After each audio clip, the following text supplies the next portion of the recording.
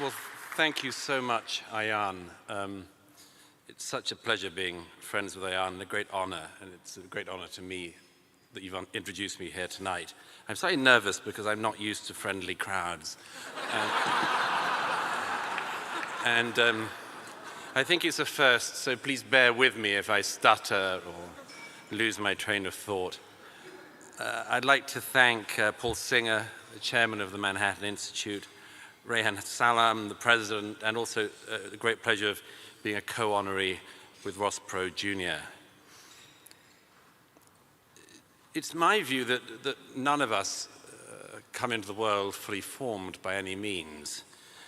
And I wanted also to take a moment to mention the fact that there are many people in this room here tonight who've helped to form me. And you all know who you are, and I'm not going to name names or hold anyone personally responsible, but I'm also very deeply honored to receive this award because looking at the list of previous honorees, they include so many other people who I credit with part of my intellectual evolution, not least Daniel Patrick Moynihan, William F. Buckley, and Tom Wolfe. But I'd also like, I open my remarks to cite a fellow émigré writer to this city who's no longer with us, but made a huge impression on me, and I know Ayan had the enormous honor of meeting. And that's the great Italian journalist Oriana Fallaci. I mention her because she wrote a great book about the war in Vietnam called Nothing and Our Men. And it starts with one of the best lines that I know in any book. It opens with her niece, her young child niece, asking her a question. The question is, life, what is it, Oriana? And the next sentence is, she says, the next morning, I went to Vietnam to find out. Now, it seems to me that the nature of being a writer is to get to the essence of things, to get to the nature of things, to try to work out life in its totality, whether that's, as I've done recently, writing about the fentanyl epidemic in this country and all of the monstrous things that come from it, or from the many war zones I've reported from. The purpose, I suppose, is to try to get to the truth. And the truth is not just an abstract thing, but specifically a truth about ourselves as human beings. And I suppose in that case, it's inevitable that a writer would be drawn to war, because war is in some ways the ultimate subject, because it shows us, human beings, at our very worst and also at our very best. A couple of years ago, I was reporting from Ukraine with the Ukrainian armed forces as they were taking territory back, briefly, all too briefly, from the Russian advance. I always think of the woman, I wrote about her in my column in the New York Post.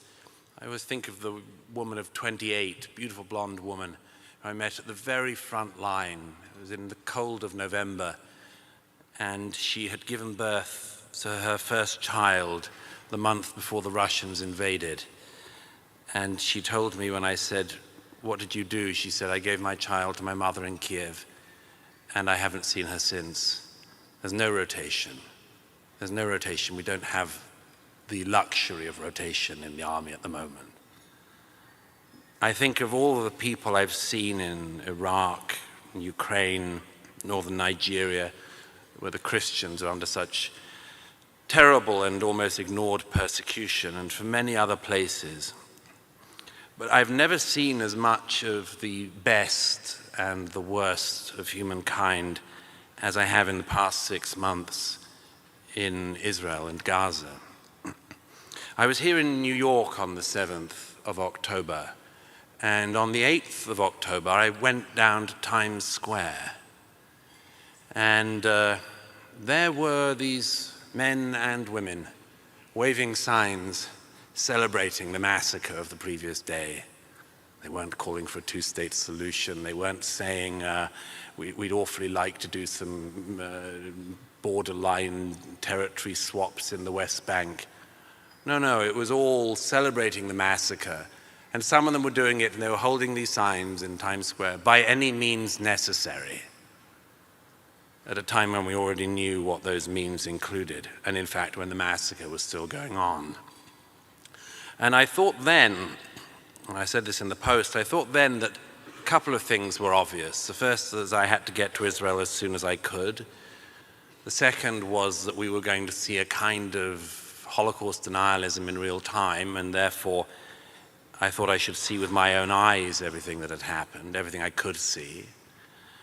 And the third was that I noticed already what I said a couple of days after the 7th. I said, there are some times in your life when a flare goes up and everybody can be seen precisely where they're standing.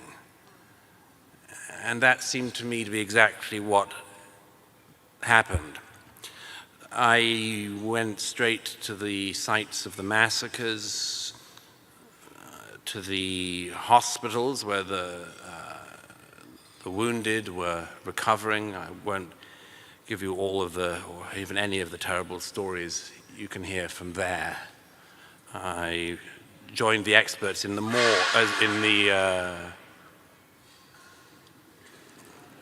I joined the pathologists in the morgues of Tel Aviv as they were trying to identify the dead. An unbelievable task, which they do with extraordinary delicacy and religiosity, actually. I spent a lot of time with the families of the kidnapped and with the survivors of the Nova Party.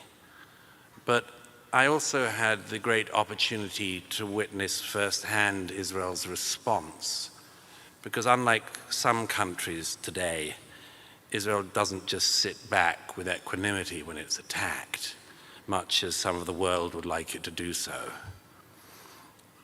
One of the fences that the terrorists broke into on the 7th, and I thought immediately as well after the 7th, people aren't going to realize the scale of this. This was a 4,000-person battalion-sized terrorist attack that aimed to go all the way up the center of the country.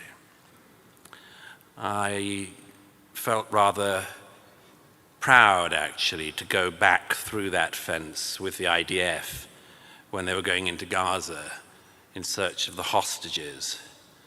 I saw the tunnel networks that Hamas has spent all these years building with your money and mine. I have a friend from the British Army, Colonel Richard Kemp, and one day we were standing underneath one of the tunnels that Sinwar had built, in which he's videoed going through. This is the mastermind of the 7th. And I said to Richard, who like me is a fan of dark humor, I said, this is about the size and width of the London Underground. And he said, yeah, and I hear it's even longer than the London Underground. I had the opportunity to say, and I think it's rather better run.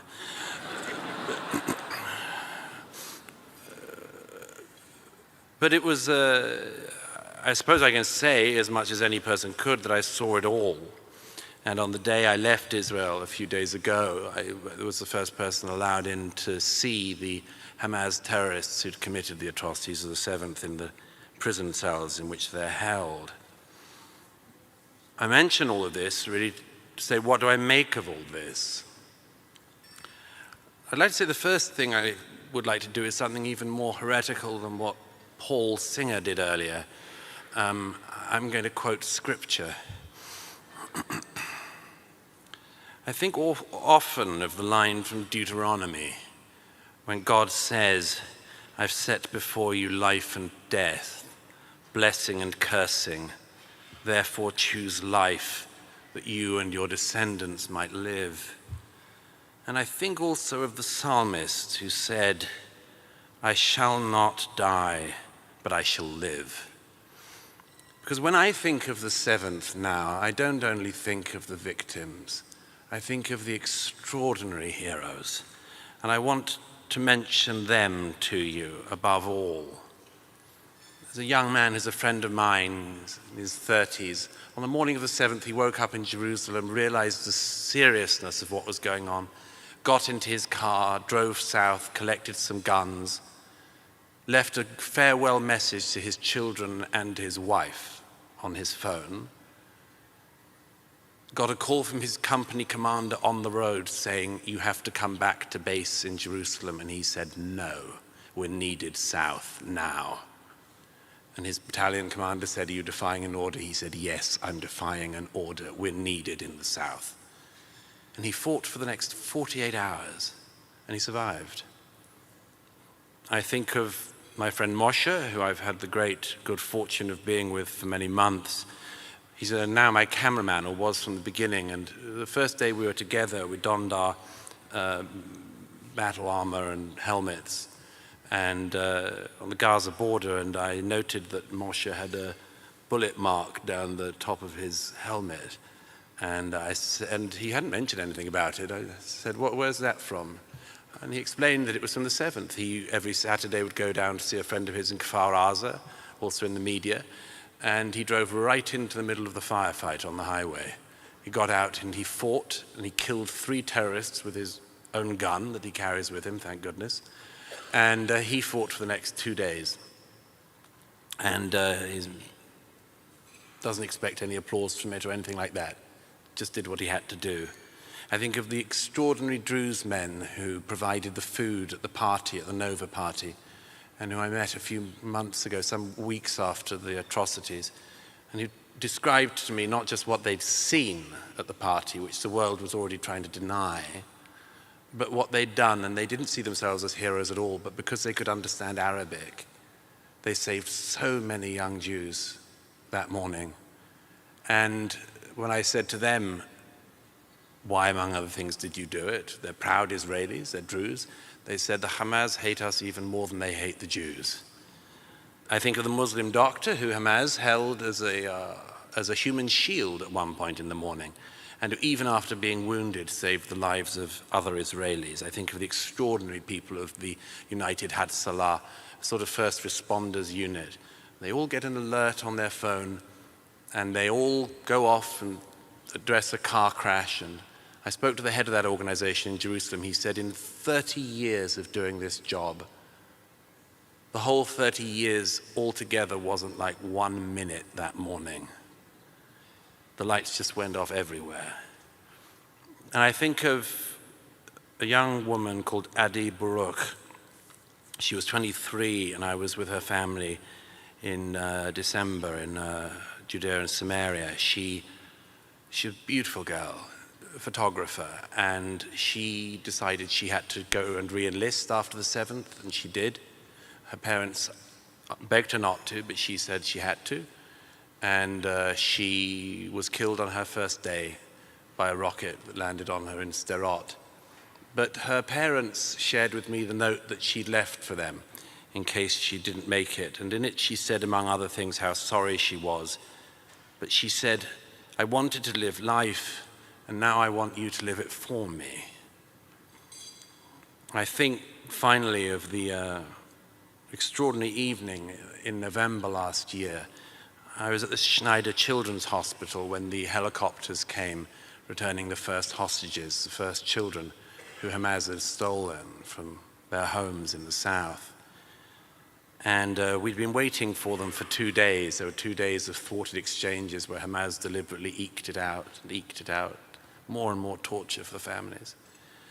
But when the helicopters emerged, there were 2 of them, and they emerged in the night sky, and the people of Tel Aviv realized what was happening, and every car stopped. I was standing right on the top of the hospital. Every single car in Tel Aviv stopped. And suddenly I noticed there was applause from the citizens, the Tel Avivians. And then there was singing all the way through the streets of Tel Aviv. And I said to my cameraman, what are they singing? And they were singing a song, Hevenu Shalom Aleichem, we brought you peace.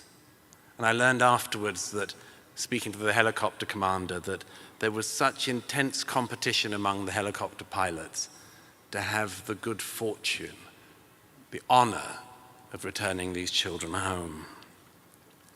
Now, there's millions of stories like this across Israel, absolutely millions.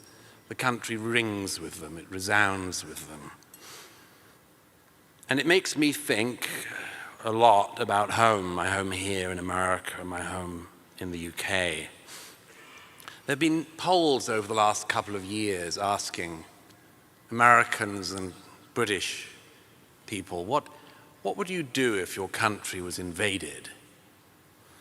And a couple of years ago when Ukraine was invaded, there was a poll here in the US, and it found that I don't want to make a partisan point, but let me risk it. You might guess. It turned out that a minority of Democrat voters said they would stay and fight for their country. A slight majority of Republican voters said they would. But it ended up with only 52% of the American public saying that they would stay and fight. I assume the rest would hot-foot it to Canada, assuming that Canada wasn't the one invading, which is one of the very few things in geopolitics I like to hold. But when I looked at those polls, in the UK, there was an even worse one a few months ago. The pollsters asked young British people when the Defence Secretary said that there's a possibility we might have to have enlistment in the UK for young people. A mere 27% of young people said they would be willing to be enlisted to fight for their country. These, I don't need to tell you, are not good results. And they bring a whole set of questions beneath them, some of which I wrote about in my last book. I mean, it doesn't surprise me, at any rate, that a lot of young Americans wouldn't be willing to fight for their country if they've been told from the cradle that their country was rotten from birth and had nothing going for it other than slavery, colonialism, and everything else. You've really got to miseducate Americans into this kind of self-loathing.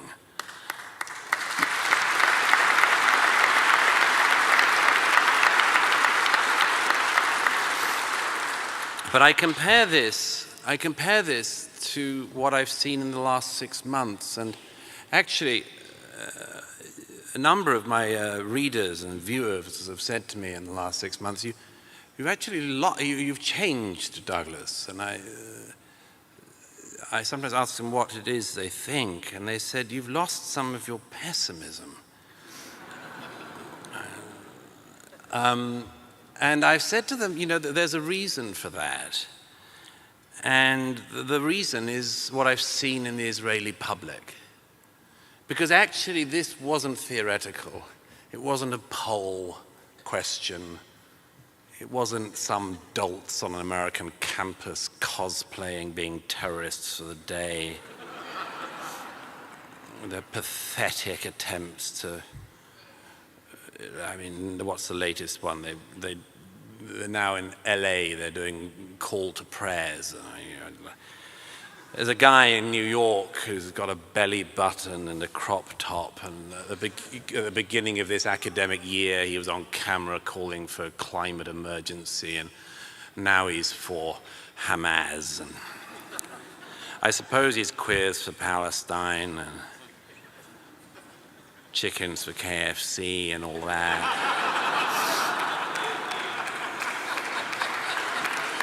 And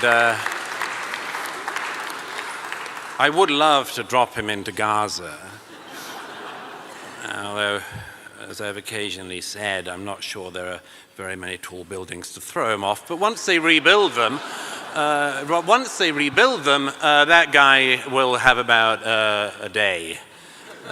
He'll be introduced to the elevator fast, I reckon. One of the great things about Israel at the moment is, my friend Barry Weiss said when she arrived in February, she said, isn't it wonderful to be in a country where nobody gives a damn about woke? I said, it's so true. Nobody bothers about pronouns. Life is too serious. Reality is right in front of you. Now, it seems to me that there's a lesson for this, and it's not a lesson for Israel, it's a lesson for us, for you and me, for us if we are going to restore countries like Great Britain and the United States of America.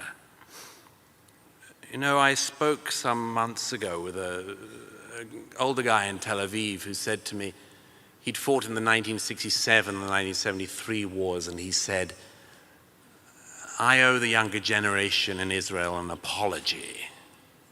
He said, I used to say they don't have it in them. They've become, they like partying. They like being on Instagram and TikTok. And he said, I owe them an apology. They've been magnificent. And the thing is that perhaps it does require life to become serious again. Perhaps the students that we see at these destroyed universities, perhaps they just need a dose of reality someday. I always pray that that day in some ways never comes to them, because it'll be the biggest wake-up call anyone has ever had. But all I would say is that this country, Great Britain, should be so lucky as to have a young generation like that in Israel. They were weighed in the balance since October the 7th, and they've been found to be magnificent.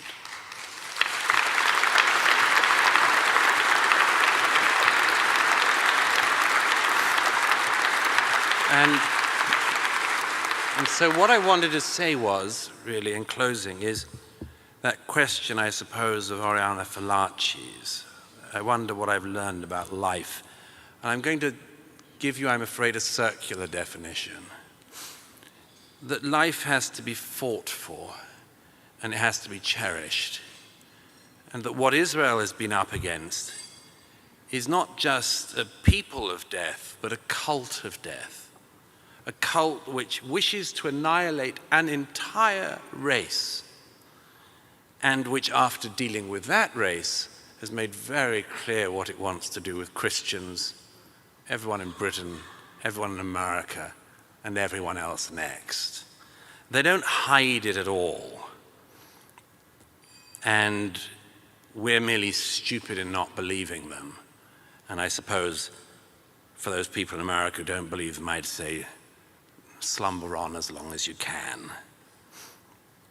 I wanted, therefore, just to say, I want to thank the Manhattan Institute and you for this deep honor, but I want to dedicate it to the people of Israel of all ages, who in the face of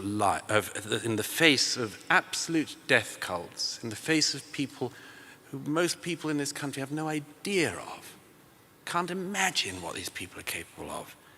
I want to dedicate my acceptance of this award to the people of Israel who in the face of death choose life. Thank you.